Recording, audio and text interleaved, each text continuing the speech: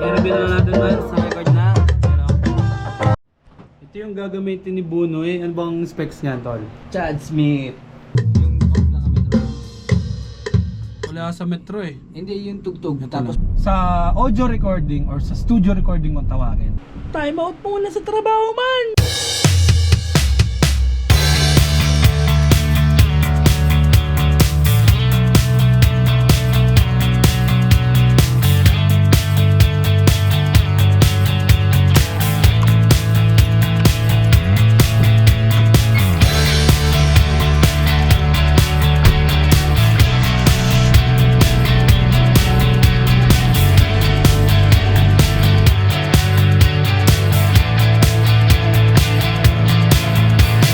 Yo, what's up sa inyo mga man? At nandito ulit ako, andito ulit tayo para sa panibagong vlog. At itong vlog na to ay nalaglag pa nga ang vlog na ito. At yun man, ay balik na nga natin yung camera na nalaglag.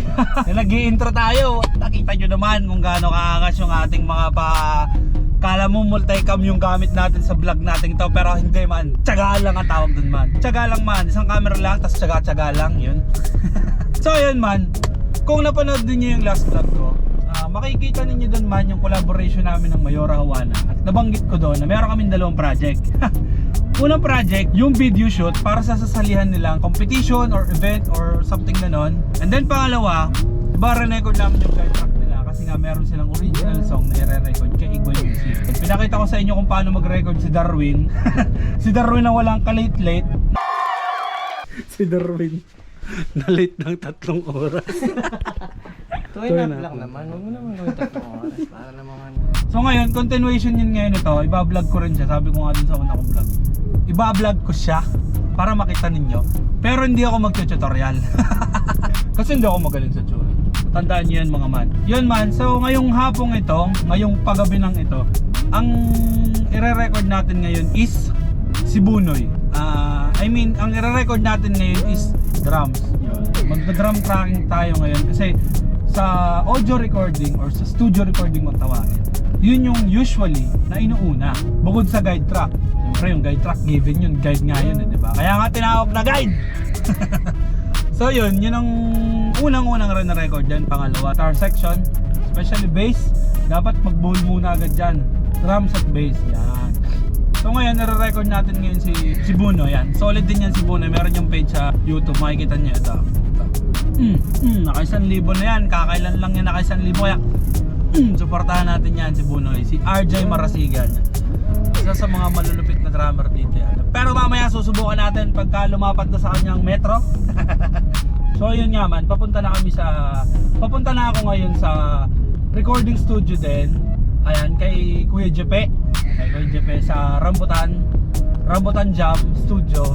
Kasi doon namin i-record yung drums. Kasi nga, syempre mahirap lang tayo man. Hindi, pagdating sa recording man, hindi ko kaya yung requirements ng drums. Kasi kung mapag-aaralan ninyo sa mga gusto mag-aaral ng pagre-record, isa sa mga pinakamabibigat na requirements sa recording ay ang drums. Bukod sa siya yung isa sa mga pinaka-technical na minimix, re-record, siya din yung isa sa pinakang mahal.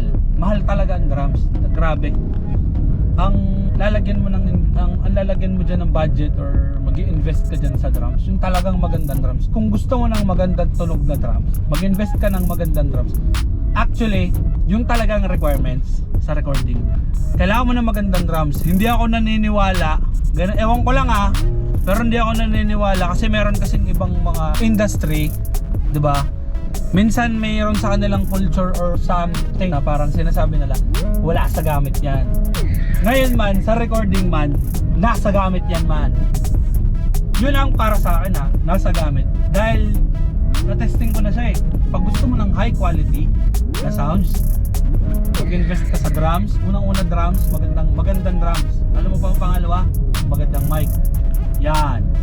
Pag meron kanyang dalawang yan, magandang cymbal. Pag sinabing drums, kasama na mga cymbals. Pero kasi pag bumibili ka kasi ng drums talaga, kahit maganda yung drums mo, parang freebies lang yung cymbals. So kailangan mo pa rin magpalit ng cymbals or snare. So yun, di ba? Na ano nyo na. Ibig sabihin, yun in general, kailangan ng magandang drums, magandang mic. Yan. And then also, pag i-record mo yung drums, kailangan treated yung kwarto.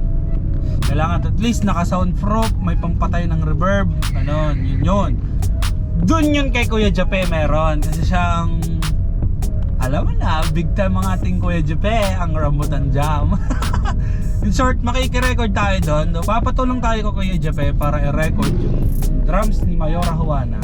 Tapos ako na lang ang magmimix, Igway. Kasi yun nga, wala akong drums na maayos at mic para makapag-record ng maayos na tunog na drums. Ang drums natin na nasa bahay or nasa ginagamit namin is maganda naman yon, maganda siya, maganda yung shell. Kaya lang kailangan ng i-recondition yung mga skins. Yun sana kung na-recondition namin ng maayos yun, baka sakaling ako na lang din ang nag-record. Kasi yung album ng Afflictor, yun ang ginamit namin. Medyo okay pa siya nung time na yun. Tapos yun, shoutout kay Kuya James Uy again, di ba?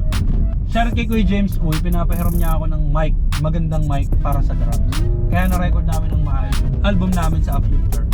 Pero kung yun papakinggan ng mga sound engineer, yung mga legit, alam nilang may problema pa rin yung drums ko kasi nga basta reggae kasi pasok siya kasi kick, snare, hats, pero yung tom tsaka floor medyo para sa akin, ako na mismo nag-record, tagilid pa din kasi yun nga sabi ko nga medyo alangan na yung tunog ng drums kasi wala naman din akong pondo pang bili ng skin, ang mahal, grabe.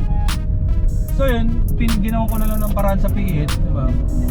Pero itong kay Kuya Jape, sadyang maganda ang drums dito, kaya yun. Actually, first time ko matry. Kaya binablog ko to kasi hindi ko kumalam kung maalala pa ni Kuya Jape, pero nabanggit ko sa kanya to na magpatulong na parang sa kanya na lang ako magpaparecord pagdating sa drums sa ako na lang. Kasi nga, pasok sa requirements yung drums niya. Sobrang ganda ng drums. Mamaya itutur ko kayo sa studio ni Kuya Jape para makita nyo din. Ayun, yun yung di maikling kwento, di mahabang kwento ng gagawin nating vlog today. In-explain ko lang para at least sa mga nanonood may idea. Actually itong vlog na to is sobrang makaka-relate to sa mga aspiring producer, sa mga gustong mag-mixing engineer, alam mo yun. Iba yung iba marami rin kasing forte ang mga sound engineer. Though hindi naman tayo sound engineer, mekaniko tayo para. Nakahigpit tayo ng mga makina para yun ang pinag-aralan natin. Since wala na, yun yung na-hook up ako dyan sa recording na yan. Ako yung nag-aral dyan na parang hindi ako masyadong tumutok sa mga terminologies. Kasi kahit naman nun, hindi talaga ako ma-terminology. Medyo, hindi ko alam kung bakit nahihirapan ako. Mahirap kasi talaga ako sa English. So parang ano bang tawag sa gantong skill? Tenga-tenga na lang tayo mga man. Pero siyempre, basic, alam natin yan. Kahit pa paano, may isasagot naman tayo. Kung may tatanong kayo sa akin, pwede kayong mag-message sa akin or mag-comment. Baka pwede ako mag-effort kung paano maglagay ng ganito, mag-ganyan sa recording. Baka mga ilang siguro baka mga ilang vlog recording ang makikita nating lumalabas dito sa vlog. So yan, malapit na ako. Matatanaw ko na si Buno yan. Mamaya ko na itutuloy yung kwento ko pag nagmi-mix na ako sa bahay, pag nakuha ko yung kay Kuya Jape. Ayun man, natatanaw ko na si Bunoy, papart na ako. Nakangiti na siya. Parang nagigils siya na nagbablog ako. Yun man, nandito na nga tayo sa Rambutan Jam at nandito na si Bunoy. Ay, si Kuya Jape, sakto, labas ko! Ayun muna kayo sa vlog. Dito tayo magda-drum track sa Rambutan Jam para sa original song ng Mayor Juana. Papatulong tayo kay Kuya Jape.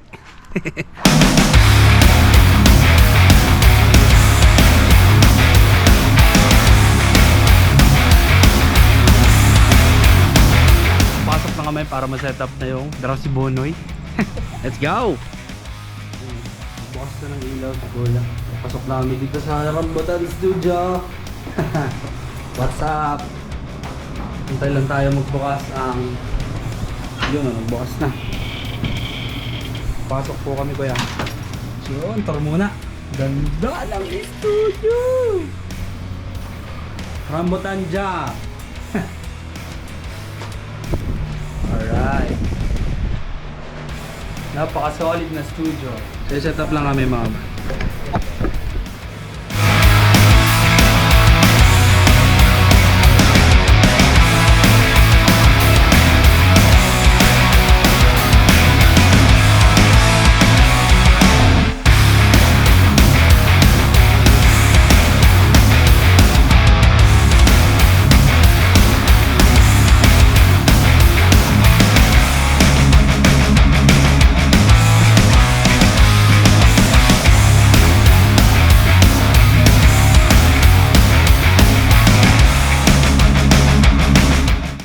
Yung gagamitin ni Bunoy, ano bang specs niya, tol? Sabi mo dito. Chad Smith. Ano sukat niya?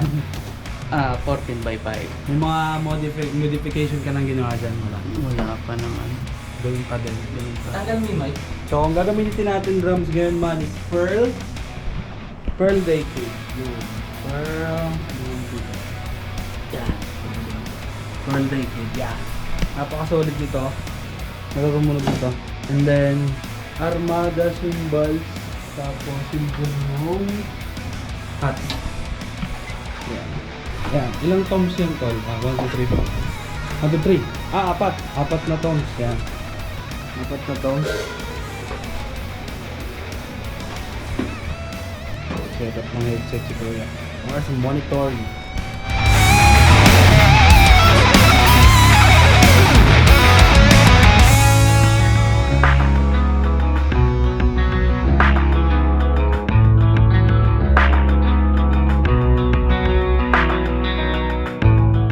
Yo, mga na-setup na natin. Yun, ang ating Zoom L20 ni Kuya. Ayan, nagsa-soundcheck na rin si Bunoy. So, subukan natin ngayon kung uubra yung guide track from DW. Pero ubra to. Manalig tayo! Ewan, nag-start na si Bunoy ng testing. Pumapalo na lahat ng frequency. All good signal.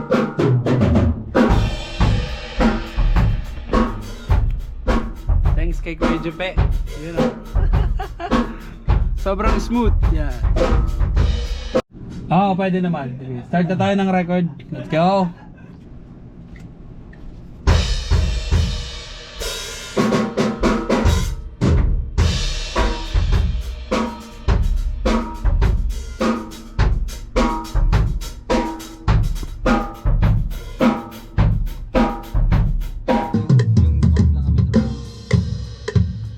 Yun o, wala sa metro eh. Hindi yung tugtog. Ito Tapos lang. papatayin lang.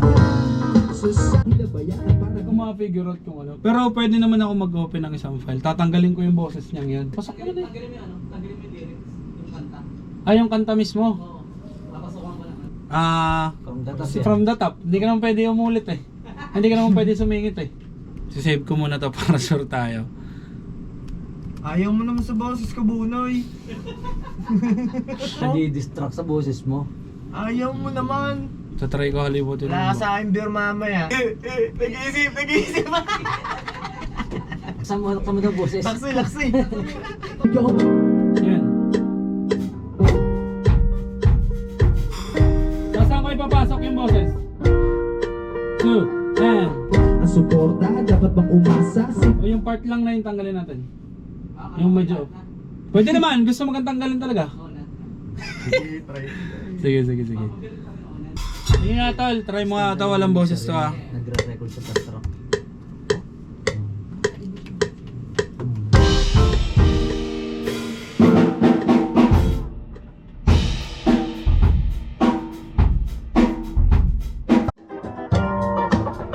Grabe na natin man sa record na. Ayos. Yo man, tapos na nga namin na record dito sa Rambutan yung drum track at yun, papack up na ako. Sobrang solid ng experience dito. Grabe, high end. I'm so inspired. Gusto ko rin magkaganito. Kaso ang mahal lang ganito, no? Bunoy, anong interview muna? Anong masasabi mo sa tracking mo? Hindi ka ba nahirapan? Mas mahirap kaya sa live performance. Kaya thank you very much. Rambutan Jam, Kuya Jepe, yun no?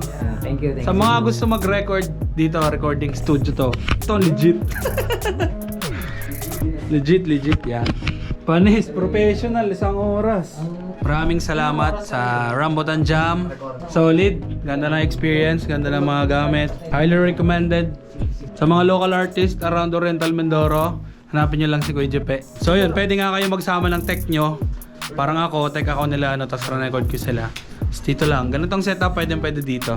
Yun man, natapos na natin ang second step ng recording ng Mayora Juana. Yun o, drum tracking done. Ay! Abangan nyo ang mga susunod ng mga kabanata. Hindi ako mag-tutorial, ipapakita ko lang sa inyo kung paano. Thank you very much! Yan, labas na kami sa Parang may portal dito ng ano, din sobrang dilim. Tapos biglang, oh, meron palang ganito kalupit na sa ating mga musician ay heaven. Yan, sa maliit na iskinitang yun man, kung nakikita nyo. Since day one. Meron ditong heaven para sa mga musician. Yan. Nice one. Yung man, tapos mamaya at medyo babounce na din dahil mabilisan lang, isang oras lang ang tracking. Muna tayo. Ano, bounce na. Thank you, tol. Balataan ko kayo. Bablog ko rin yung mix nito. Mamaya.